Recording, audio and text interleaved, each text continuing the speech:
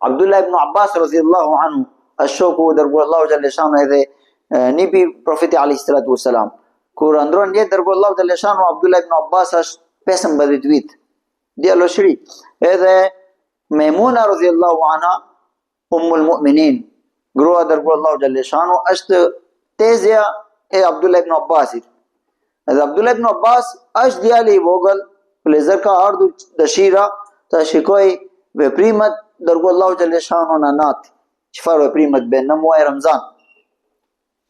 Edhe merr le nga dërguar Allahu xhaleshanu.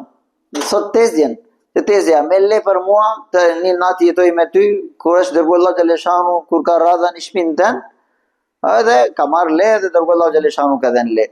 Sot Abdullah ibn Abbas radhiyallahu anhu erdhi dërguar Allahu xhaleshanu pas namazit yatsia dhe pastaj pas pak momenta ka qëndruar, ka shtrir bashkë me gruan e tij, edhe pastaj ka zgjuar, ka shkuar për mbaruar nevojën e tij, edhe kur dërguar Allahu xhaleshanu, unë kur kam parë që ka shkuar për nevojën e tij, unë mora ibrik, mora ujë për abdes, edhe kam lënë aty jashta e dera e banjo. Dërguar Allahu xhaleshanu kur ka parë pyeti kush e ka lënë te, edhe gruaja dërguar Allahu xhaleshanu ka thënë, ose vetë Abdullah ibn Abbas ka thënë kam lënë unë. Dërguar Allahu xhaleshanu, Allahumma faqihu fi din. Ya Allah, atë jepi kuptimin fesë, bëj faqih, dietari i madh në fen tën.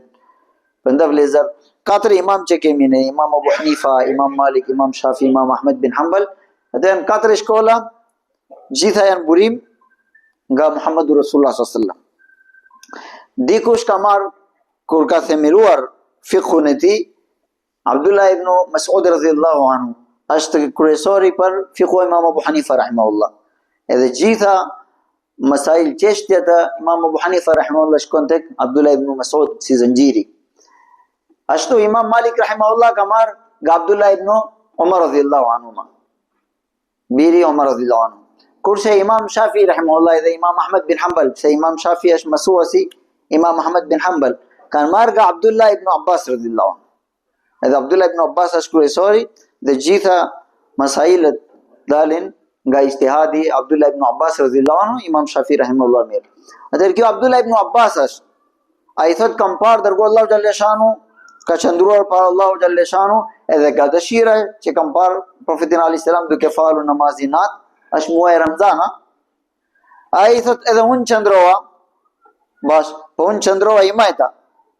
Dërguar Allahu xhaleshanu ka kapur, ka lëshuar dorën ti djatha, ka kapur edhe mua ka silna i djatha për të treguar që kur është një njeri bashkë me imam, ai duhet të rinë ai djatha pak brapa, jo i majta. Edhe thot Abdullah ibn Abbas, dërguar Allahu xhaleshanu ka falur 20 rakat.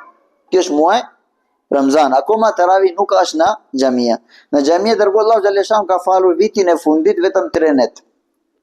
23, 25 dhe 27. Edhe ato sahabi nuk tregon sa rakat ishin. Kur vin muaj Ramazan, gaçi duhet që thash në fillim, çdo adhurimi Allahu xhaleshanu ka lënë në fila dhe pa kufizuar janë.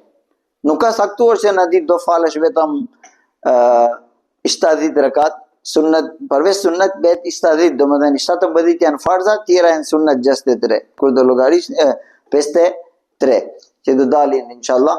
Dhe nuk janë vetëm aq, janë disa sahaba që kanë falur nga 100 rakat në fila çdo ditë. Ashtu agjerimi kam treguar Abdullah ibn Amr bin As radhiyallahu anhu, çdo ditë agjeronte një ditë po, një ditë jo.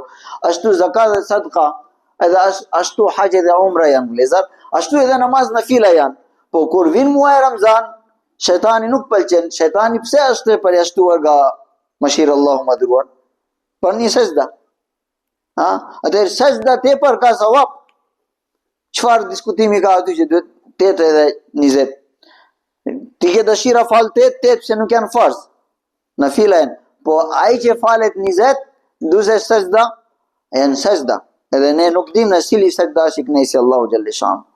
Kurse duhet jash që adhurimi në fila nuk ka kufizim, në ku ka muaj Ramazan, thot dërguar Allahu xhaleshanu. Farzi ti është 70 farz. Në një farz. Namazi i shpërblimi i shtohet 70 fish më tepër. Dhe në fila ti janë si farz. Dhe ditën e gjykimit, kur të dalin mangësi në namaz tonë, në dhim vlezër, në falemi 2 rakat ose 4 rakat farz, po qëndrueshmëria jonë sa është në namaz. Atëherë ato janë mangësi, edhe ato mangësi plotësohet nga nafilat tonë. Atë një njeri që ka falur 30 ditë nga 20 rakat, edhe një njeri që ka falur 8 rakat, kush është më tepër fitimi? Prandaj ky debati nuk është debati i mirë. Kush falet 20, ai është më e miri. Pse? Dërgu Allahu xhaleshanu Musannif ibn Abi Shayba tregon Abdullah ibn Abbas radhiyallahu anhu, që ka faru pastaj Omar radhiyallahu anhu kur ka bërë këshili, se pas dërguar Allahu xhaleshanu sahaba në kohë Abu Bakr radhiyallahu anhu. Abu Bakr radhiyallahu anhu khalifa ishte 2 vite gjys, edhe ka ndruar jetë. Gjatë të 2 vite gjys, sahaba çfarë bëshin? 10 veta këtu, 10 veta ande, 10 veta ande, merrshin një hafiz edhe falshin sipas dëshirave. Qa kishte dëshira, se sahaba që qëllimi nuk ishin rakat, qëllimi ishte sa më tepër lexojnë Kur'an. Dhe Omar radhiyallahu anhu në natët e Ramazanit duke lëvizur xhamit Medinës, xhamit të durshëm. Edhe tha o Ali, çfarë mendon? Nëse ne bashkojmë me një xhamat, gjithë. Edhe nesër bën konsultim me sahaba, që ne jemi gjallë tani, edhe në prezenca jote më mirë është të ne vendosim. Edhe pastaj Omar radhiyallahu anhu vendoset për një imam, edhe Tamim Dari radhiyallahu anhu dhe Ubay bin Ka'b radhiyallahu anhu. Të dy janë lezuar shumë të mirë. Njeri falte 10, tjetri falte 10 rakat, gani gjuzë dhe baronte komplet Kurani në muaj Ramazanit. Kjo ishte Abdullah ibn Abbas është nga njerëzit që ishin në këshilla Omar radhiyallahu anhu. Edhe Omar radhiyallahu anhu që ka vendosur 20 rakat, nuk ka vendosur nga logjikun e tij, ka marrë nga mendimi Abdullah ibn Abbasi, ke parë në natën